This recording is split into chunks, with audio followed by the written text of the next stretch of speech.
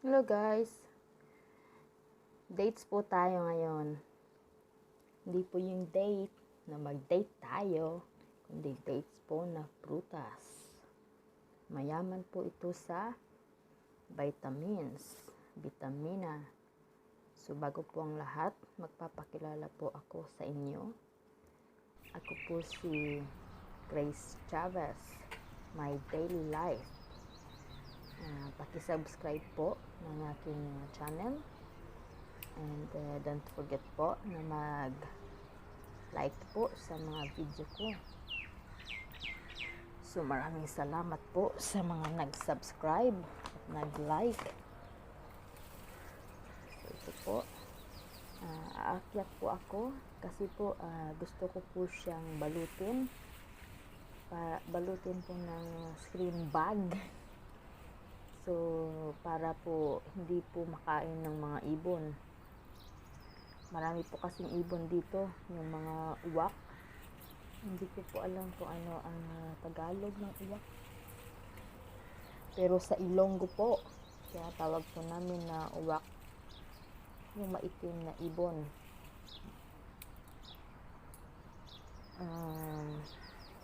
So yan po, kasi pag hinog na po siya, so yan po ang pinakain po nila din. So, sa ngayon, hindi pa po siya masyadong hinog. Hindi pa po siya pahinog pa lang po. Means mga 1 month pa po siguro siya mahinog. Mga July 1st week or 2nd week of July. So, dahan-dahan lang po ako kasi may mga tunok po yung dahon niya. So, masakit po pag natusok po tayo. Kaya na kailangan ko pa pong alisin. So ito po, ipapaalam ko po sa inyo kung ano po yung mga benepisyo po ng dates sa ating katawan. Benepisyo po ng prutas na ito. Dito po, marami po sa Middle East po.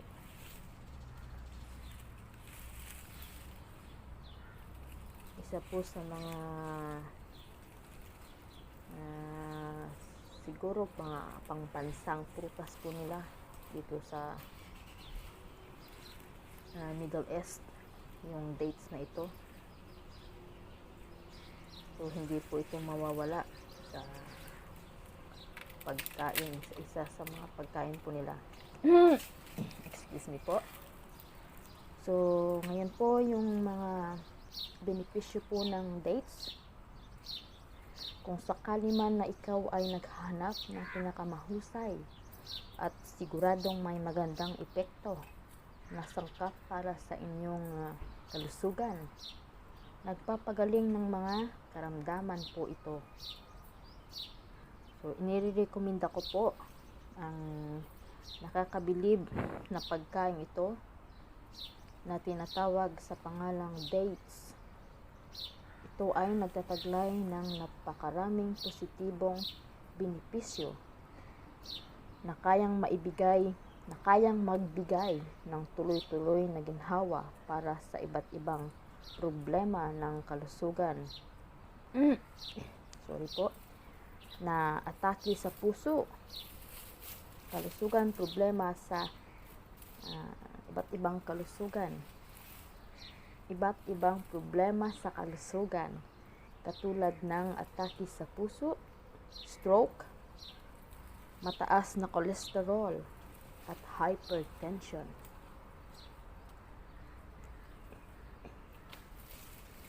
Sa loob ng ilang araw na pagkonsumo ng sangkap na ito, ang epekto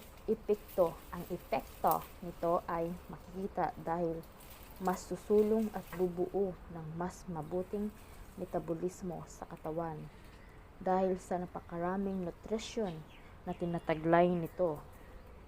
Ito ang mga rason kung bakit mas mainam na isama mo ang pagkain ito sa pang-araw-araw mong pagkonsumo. Yes, tama po ito. Kasi po na ano ko na rin po ito, na na-try ko rin po ito na everyday kumakain po ako ng 3 pirasong prutas po niya. So maganda po talaga, lalo na po kung hindi po kayo makapagpunta po ng CR. Isa po ito, makapag-digest po ng pagkain. So ito po, ito po yung mga 6 na nakakapagpagaling na epekto ng dates para sa ating katawan. Una po, ito ay mayaman sa iron. Yes.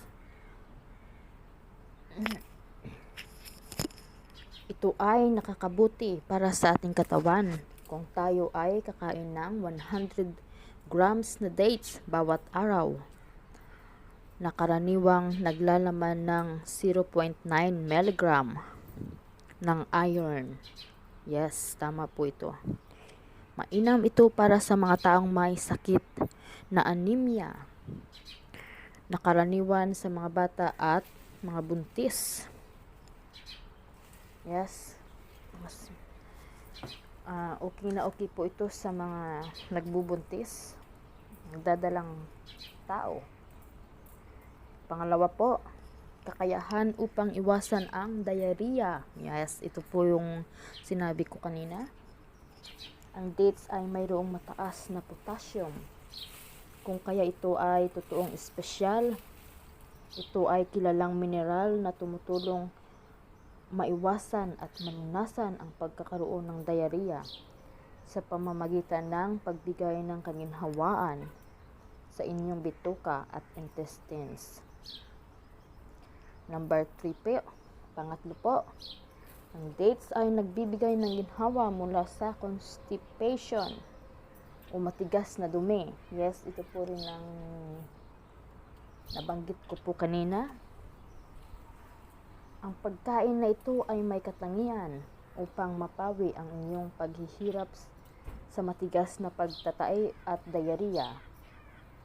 Iyon ang dahilan kung bakit dapat mong ilagay ang dates sa isang tubig para mapanatili ang kanyang pagiging bago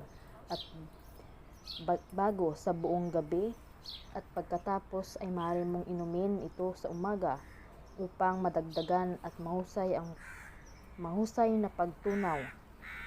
Ang epekto ay magiging banayad at malambot habang gumagamit. Sorry po.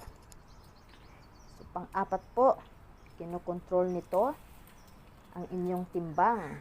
Yes, sa mga taong ayaw pong tumaba at mapanatili po yung timbang, isa rin po itong magandang pang-diet. Ang dates po. Kung nais ninyong maiwasan ang mga sobrang taba, mas mainam na kumain ka ng dates habang wala pang laman ang inyong tiyan sa umaga. Ito ay hahayaan ang inyong katawan na kontrolin ang timbang dahil sa kakulangan ng kolesterol. Yes po, I agree po ito.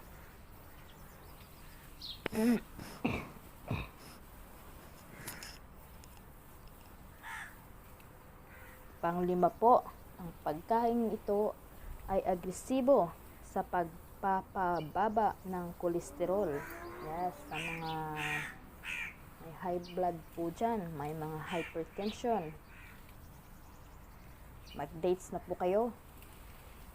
Isama niyo po ito sa pang-araw-araw niyong pagkain, kahit 1 o 2 o 3 prutas po niya sa araw-araw po. So, ito ay pasensya na po kayo. So, ito po ay kapaki-pakinabang sa pagpapababa ng bad cholesterol, kilala din sa tawag na LDL cholesterol. Ito ay tumutulong upang linisin ang daluyan ng dugo at pigilan ang pamumuo ng dugo sa blood clots. Yes. So, ang ganda po talaga ng mga benepisyo ng dates. Anim po. Ito ay tumutulong upang palakasin at patibayin ang puso.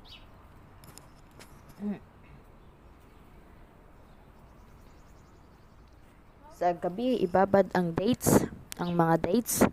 Sa paggising na mo, sala mo. Pasalain ang katas ng dates at alisin ang buto. Maaari mong kainin ang mga buto. Wow, pati pala po ang mga buto nito pwede pong kainin. So, ito po yung mga benepisyo. Ang ganda po talaga. At pwede rin po itong sa mga buto po. So, maganda rin po ito sa mga fasting po. Bago po sila kumain. Ang dates po. So, ito po siya.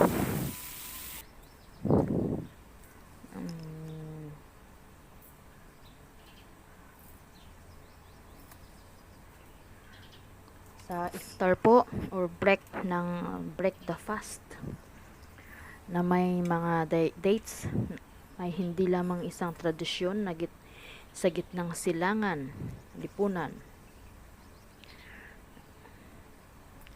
May pinapayo ubos at madalas malambot o basang palm sa pang-iftar bago ang panalangin.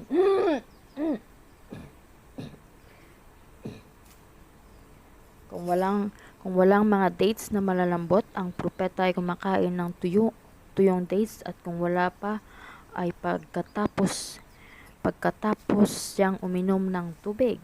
Yes, ito po yung kinakain po nila bago po sila kumain o bago po sila mag-pray, bago po sila kakain ng kanilang iftar dito po sa mga Muslim po. So, maganda po talaga ito. Ngunit hindi lamang inirekomenda ito ang dates sa iftar, ngunit ito rin ay magbibigay ng positibong benepisyo sa kalusugan. Nagpapatunay ang agham kung saan ang dates ay naglalaman ng maraming mga bitamina at mineral na kailangan sa katawan.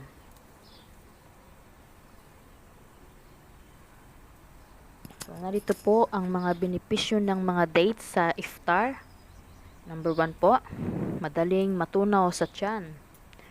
Kapag nag-aayuno sa isang walang laman ang tiyan sa ilang oras, at ang iyong metabolismo ay tumatakbo ng mas mabagal kaysa sa karaniwan. Ang tiyan ay kailangan ng oras ng pag-akma upang makatanggap ng pagkain. Bumalik pagkatapos sa pag-iftar. Tuwid, pinipili ng mga pagkain na madaling matunaw tulad ng mga dates, sa gayon na ang tiyan ay hindi mabigla at mapagod dahil sa gumana ng gusto sa mga pagkabigla. Yes, ito po yung kinakain nila bago po sila kumain ng big dinner po.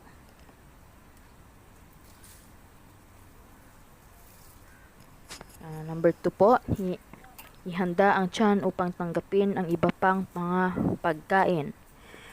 Ang pag-iftar ay may mga masustansyang pagkain, pati na rin ang magmaneho ng sasakyan na walang mimaninsya. Ito ay maaaring maging sanhi ng problema sa pagtunaw tulad ng heartburn, sira ang tiyan o pagtatai. Ikaw ay madaling makaramdam ng pag-aantok at tamad na aktibidad dahil ang katawan ay dapat pag-ukulan ng enerhiya sa digestive system at bawasan ang paggamit ng iba't pang bahagi ng katawan. Ang pang-iftar ay may mga dates ay maaaring makatulong upang ihanda ang tiyan tiyan makatanggap ng iba pang mga pagkain bukod sa pagiging madaling pagtunaw ng mga dates, ay aktibahin at ang release ng mga enzymes at ng pagtunaw ng katas sa tiyan. Yes, tama po ito. So, number 3 po, pigilan ang sobrang pagkain. Ang mga dates ay mayaman sa dietary fiber na maaring gawin ang tiyan makiramdam ng buong mas maaga. Ang carbohydrates ay mataas din dahil sa kanyang likas na asukal at nilalaman nito. Asukal, fructose at sucrose. Ang asukal sa dates nakasama ang isang komplikadong carbohydrate na ay natunaw sa katawan ng paunti-unti. Sa gayon ay upang makontrol ang gana sa pagkain at pigilan ka sa paghihiganti o kumain ng labis pagkatapos ng isang araw na pag-ayuno. Yes, kaya po ito kinakain po nila para hindi ka po makakain ng marami. 8 ay maaaring maging isang alternatibo sa isang mas malusog na iftar. Natural na asukal ay maaaring agad na ililipat sa atay at palitan sa enerhiya ng mas mabilis kaysa sa iba-iba pang mga pagkain pang nakapagpalusog. Yes. So, number 5 po, malusog na digestive system. Mga pagbabago sa mga oras ng pagkain at kakulangan ng hibla ng paggamit sa panahon ng pag-aayuno ay maaaring maging sanhi ng problemang pagtunaw. Bukod dito, maraming mga tao ay galit at kumakain ng hindi malusog na pagkain pareho sa bukang liwayway at pag-iftar. Ang pagkonsumo ng ilang mga dates na kung kailan ang pag-iftar ay isang regular na batayan ay maaaring makatulong upang mapanatili ang kalusugan ng inyong digestive system. Number 6 po, normalisahin ang pangangasim ng dugo.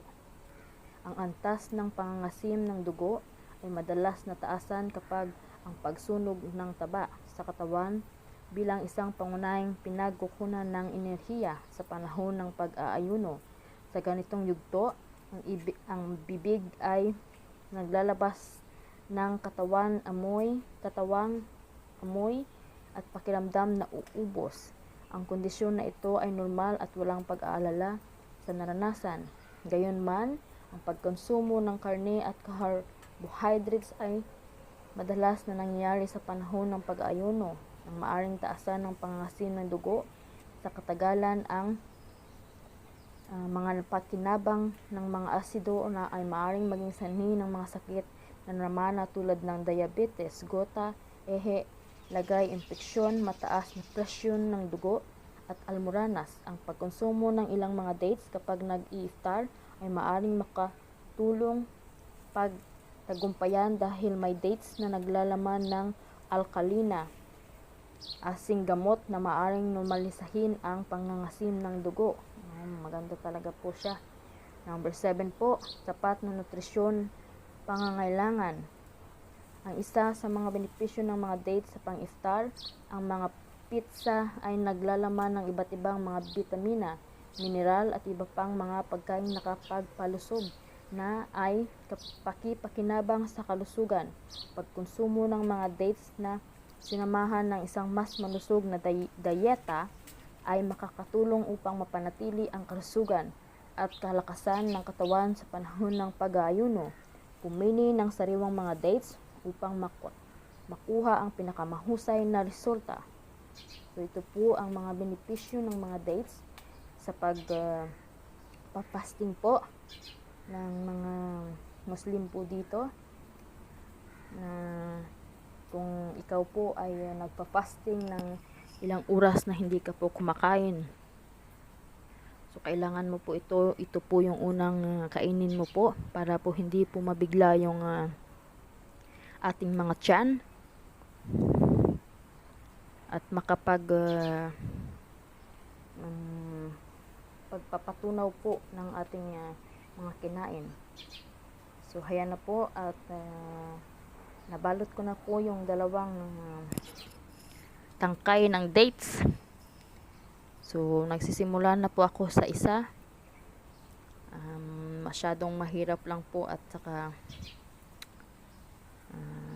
so ilang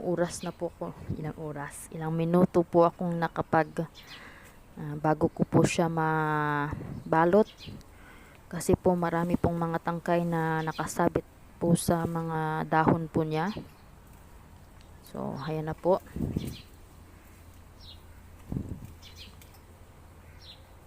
So, sa mga aking manunood, please lang po subscribe nyo po ako at i-like nyo po yung mga video ko at pawis na po ako sa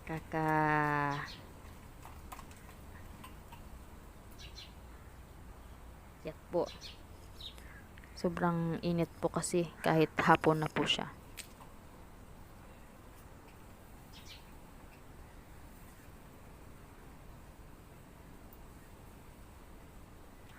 So, ito na po. Simulan ko na po siya sa pagbalot. May mga dahon pa po siya ng mga bulaklak. May yellow bell. So, kailangan ko po siyang alisin.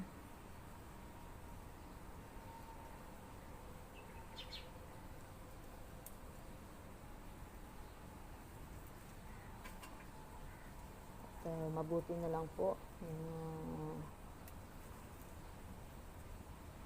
mag-ina ko, yung amo ko po wala dito. Nagpunta po sila ng beach, beach. So, may time po ako na balot po ng dates.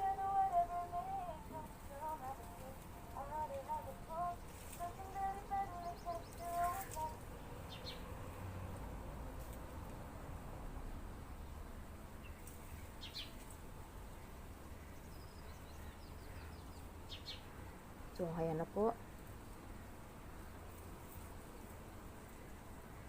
At sa wakas, nabalot ko rin po siya.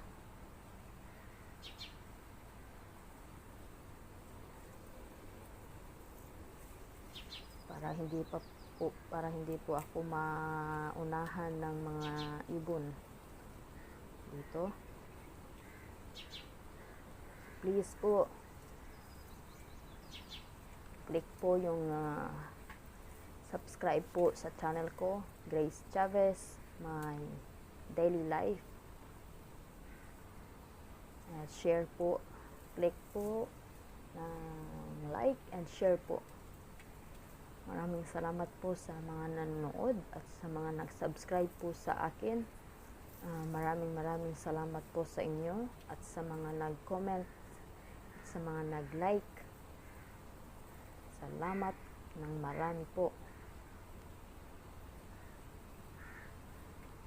May puno din po kami ng niyog, buko po.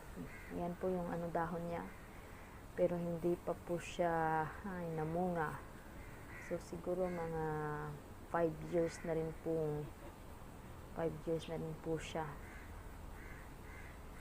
Pero wala pa pong bunga. So yan na po. Ang gaganda po. Ang lalaki po ng bunga niya. So may hindi pa po akong nabalot kasi ang init na po. Wala na akong time. Maglalakad pa po kasi ako. So yan na po yung nabalot ko. So hindi na makakatikim yung ibon. So yan po. So maghintay po ako ng 1 buwan at ma-harvest ko na po siya. Maraming salamat po sa lahat. Thank you po.